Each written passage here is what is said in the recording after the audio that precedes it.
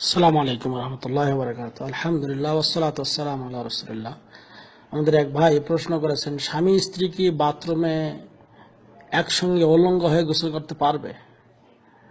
সম্মানিত বন্ধুগণ, আমাদের জানা দরকার প্রতিটি মুসলমান উচিত হলো যে তাদের আওরাত, তাদের ইজ্জতকে ঢেকে রাখা।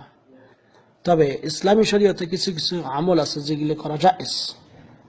তার মধ্যে একটি হলো, কেউ যদি খালোয়া অবস্থায় অর্থাৎ কেউ দেখছে না, একা একইভাবে বাথরুমে একাই গোসল করেন, আপনার জায়েজ।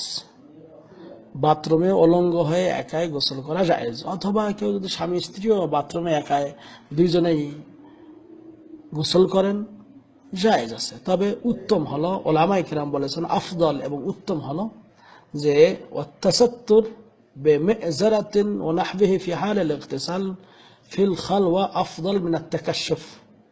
অর্থাৎ কোনো একটা লুঙ্গি অথবা গামছা ইত্যাদি পরে এটা ঢেকে নিয়ে আপনি একাকী হলেও বা স্বামী স্ত্রী থাকা অবস্থায় দুইজনেই যদি আপনারা গোসল করতে চান তাহলে গোসল করতে পারবেন। তবে ঢেকে রাখাটাই হলো উত্তম। তবে আপনার প্রয়োজন যদি হয়, প্রয়োজনবশত আপনি কাপড় খুলে গোসল করতে পারবেন, তাতে কোনো অসুবিধা নেই ইনশাআল্লাহ। এ ব্যাপারে ওলামায়ে কিরাম অনেক দলিল দিয়েছেন। যেমন হযরত মূসা আলাইহিস সালাম সম্পর্কে বনী ইসরাঈলরা বলেছিল যে তার অন্ডকোষ বড়, এজন্য তিনি একাই গোসল করেন, আমাদের সঙ্গে একসঙ্গে আসেন না গোসল করতে। তখন একদিন তিনি গোসল করতে নেমেছেন, তখন পাথরের উপরে কাপড় রেখেছেন, আর এই কাপড় পানির সত্যে যাচ্ছিল। এরপর তিনি গোসল করে দেখেন যে তার কাপড় সহ পাথরটা চলে যাচ্ছে।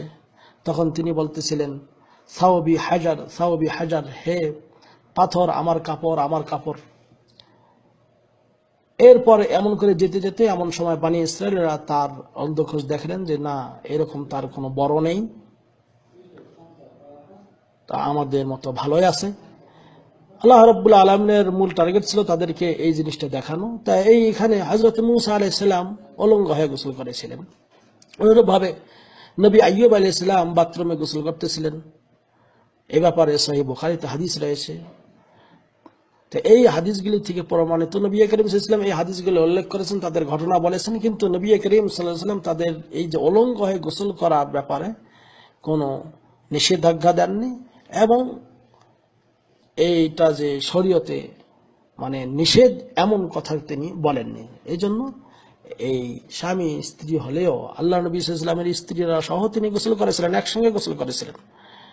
স্ত্রীদের সঙ্গে একসঙ্গে গোসল করা যাবে। এই জন্য স্ত্রীর সঙ্গে যৌন মিলন করার সময় অথবা পেশাব করার সময় অথবা আপনি গোসল করার সময় যদি কাপড়বিহীন অবস্থায় গোসল করেন, জায়েজ। হাযা আল্লাহু আ'লাম বিসওয়াব। ওয়া সাল্লাল্লাহু আলা নবিয়িনা মুহাম্মদ। আসসালামু আলাইকুম।